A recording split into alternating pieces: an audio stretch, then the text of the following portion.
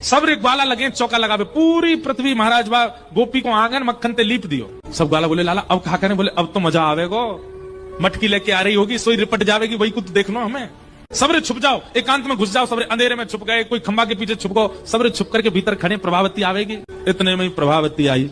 प्रभावती जैसे ही आई और दरवाजो खोल करके महाराज जैसे ही मानो अपनो पाम धरो भीतर, जैसे प्रभावती ने अपनो चरण धरो और धर के जैसे ही भीतर आई, पाम बा को सर्र करके फिसलो महाराज, जैसे ही गिरी मटको फूट गयो, सबरो यमुना जल मक्खन में मिल गयो और भीतर प्रवेश करते ही महाराज ऐसी सरकती भई गई, सीधी जाके दीवार में जाके सिर लगोवा को। अब तो जैसे उठवे को प्रयास करे फिर गिर जाए, फिर उठवे को प्रयास करे फिर सबरो चीखना, अंत तो गत्वा बेचारी बैठ गई और यूं खिसक खिसक के बाहर आई।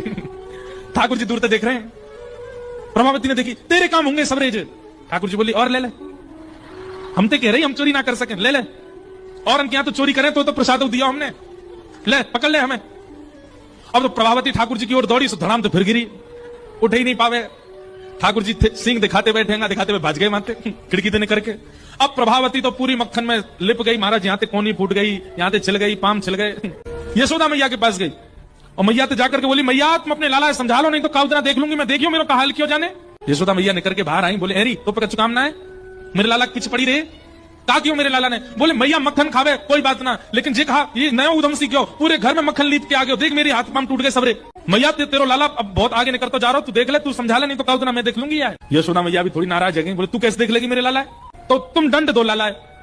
यशोदा मैया बोली जा देना रंगे हाथ पकड़ के लाएगी, वही देना दंड दूंगी। प्रभावती बोली मेरो नाम भी प्रभावती नहीं, अगर मैंने कन्हैया रंगे हाथ नहीं पकड़ो तो।